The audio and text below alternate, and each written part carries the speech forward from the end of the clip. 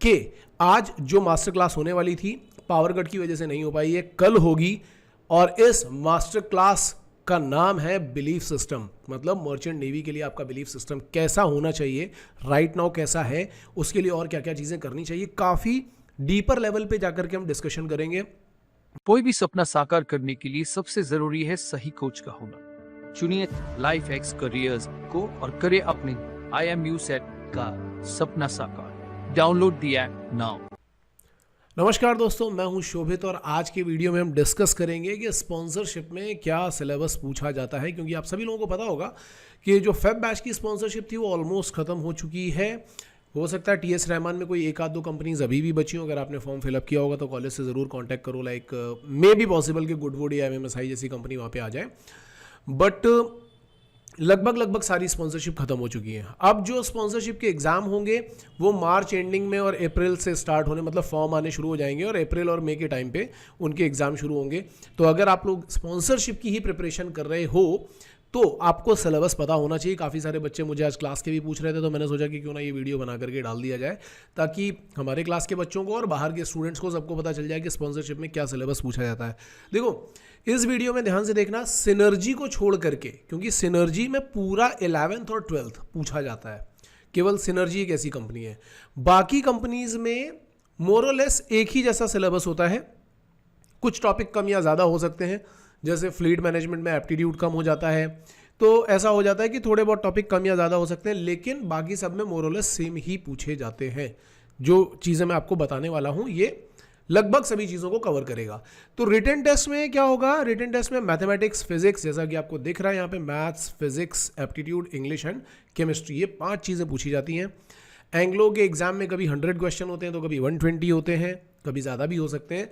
Exam जैसा भी हो डिवीजन इक्वल होता है। और जब एग्जाम होगा तो हम लोग कुछ पेपर डिस्कस भी करेंगे। मैंने पहले भी कुछ पेपर डिस्कस किए हुए थे।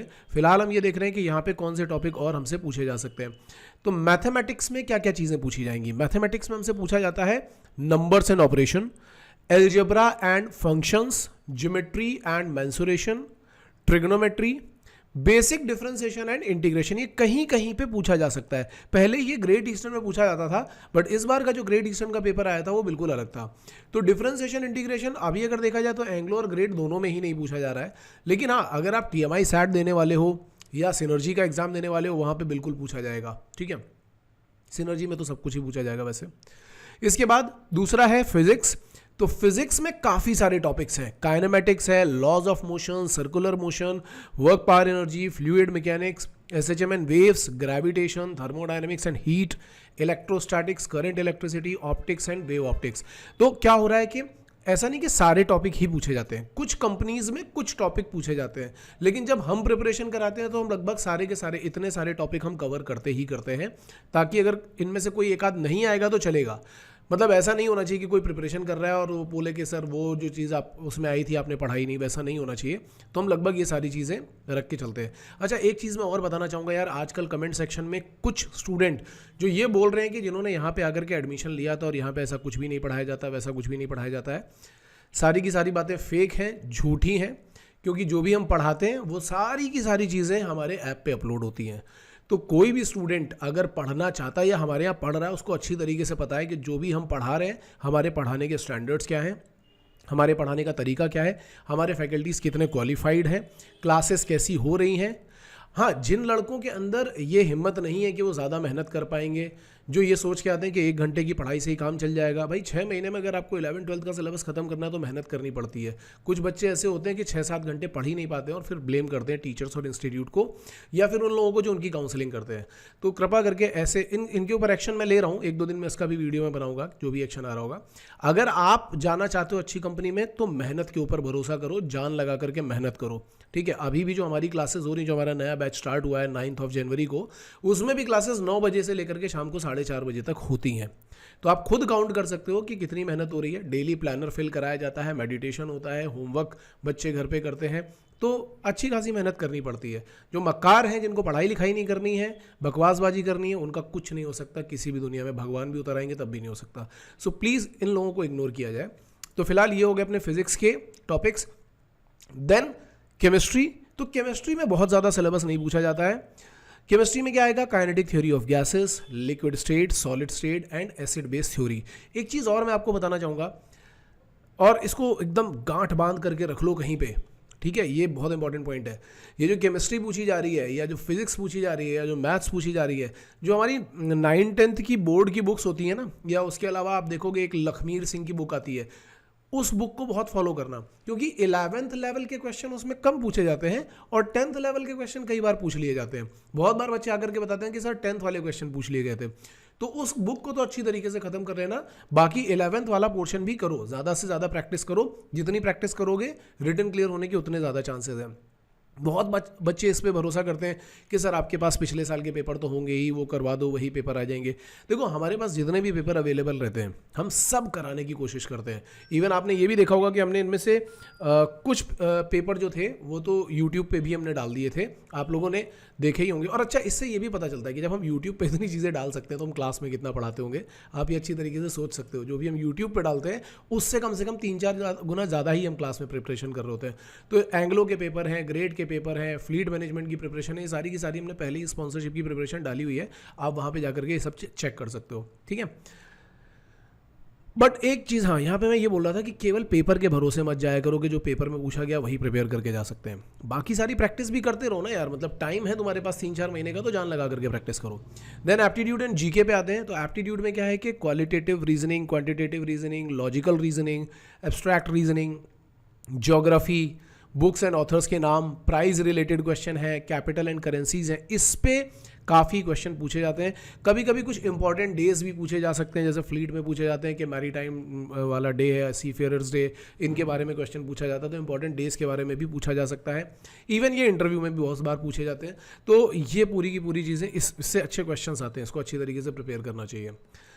एंड देन लास्ट में आता है इंग्लिश। इंग्लिश में ज़्यादा कुछ डिफिकल्ट नहीं पूछा जाता है। इंग्लिश के लिए वोकैबुलरी में अपने नए वाले ऐप पे, हमारा जो नया वाला ऐप है वो लाइफएक्स करियर्स के नाम से, दोनों वैसे लाइफएक्स करियर्स के नाम से ही है। एक जो है वो एजुकेशन माइंड मीडिया पे है, जो कि क्लास प्लस के साथ में, उसमें भी आपको फ्री स्टडी मटेरियल मिल जाएगा। जो नया वाला ऐप है उस पे जाओगे तो उस पे भी हम ये वोकैबुलरी की PDF, इंटरव्यू के जो क्वेश्चंस हैं, ये सब हम फ्री में डाल देंगे, तो वो आप वहाँ पे जाकर के देख सकते हो। जनरली यहाँ पे जो क्वेश्चन होते हैं वो वोकैबुलरी के होते हैं, या फिर वन वर्ड सब्स्टिट्यूशन या बेसिक ग्रामर, बिल्कुल बेसिक ग्रामर, जैसे जम्बल्ड सेंटेंस है, सेंटेंस करेक्शन है, ठीक है, इस तरीके के, या स्पेलिंग करेक्ट करने वाले क्वेश्चन होते हैं, इस तरीके के क्वेश्चन होते हैं जिनको आपको प्रिपेयर करना है। तो ये जो है ये सारा कुछ है हमारे रिटन एग्जामिनेशन के बारे में। अगर आप अपने घर पे बैठ कर के प्रिपरेशन कर रहे हो तो ध्यान से इन सारी चीज़ों को अच्छी तरीके से ख़त्म कर लो।